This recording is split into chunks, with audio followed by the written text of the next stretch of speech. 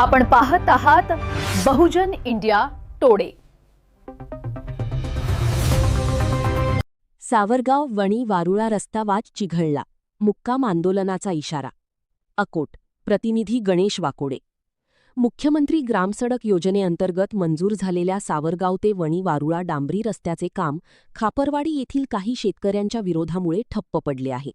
यामुळे गावकऱ्यांमध्ये तीव्र नाराजी निर्माण झाली असून प्रशासनाविरोधात आंदोलनाची भूमिका घेण्यात आली आहे। प्रहार जनशक्ती पक्षाचे तालुका संघटक शुभम गणेशराव नारे यांच्या नेतृत्वाखाली अकोटच्या उपविभागीय अधिकाऱ्यांना लेखी निवेदन देण्यात आले। निवेदनात नमूद करण्यात आले आहे की संबंधित रस्त्याची तहसीलदार व भूमी अभिलेख विभागामार्फत अधिकृत मोजणी पूर्ण झाली असून शासनाच्या नियमानुसार काम सुरू करण्यात आले होते।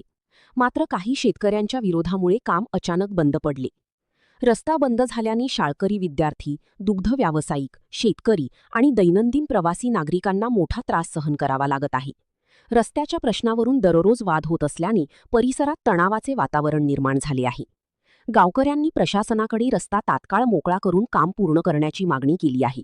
अन्यथा सावरगावचे नागरिक अकोट तहसील कार्यालयासमोर मुक्काम आंदोलन छेडतील असा इशारा देण्यात आला आहे। निवेदनाच्या प्रती जिल्हाधिकारी, आमदार रणधीरभाऊ सावरकर व अकोट ग्रामीण पोलीस ठाण्याला पाठवण्यात आल्या आहेत।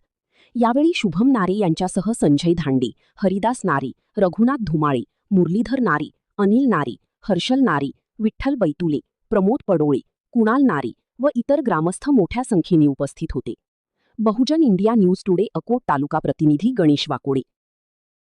आज दिनांक 23 रोजी आम्ही एडीओ साहेब लोणारकर साहेब यांना अकोट येथे सावरगाव ते वणी वारुळा फाटा या रस्त्यासाठी निवेदन दिलेले आहे। समस्त सावरगाव ग्रामवासी, विद्यार्थी पालक व दुग्ध व्यावसायिक सर्व शेतकरी हा रस्ता सावरगावचे जे रस्ता झालेला आहे, हा रस्ता शासनाला 2.5 वर्षानंतर जाग आला आणि 2.5 वर्षानंतर त्याची मोजणी केली। तो आज खापरवाडीच्या शेतकऱ्यांच्या शेतातून निघाला, पक्का मोजला तर, परंतु ते शेतकरी त्यांच्या जो शेतातून रस्ता निघाला ते रोज रस्ता नवीन नाले खंडून इकडून तिकडून टाकत आहेत। त्यामुळे येणाऱ्या उद्या परवा पावसामुळे गावकऱ्यांचे फार हाल होणार आहेत। विद्यार्थी ये जाण करतात, 100-150 यांचे हाल होणार आहेत। म्हणून आम्ही हे एडीओ साहेबांना यांना निवेदन दिलेलं आहे व प्रतिलिपी आमदार रणधीरकर सावरकर साहेब यांना सुद्धा केलेला आहे।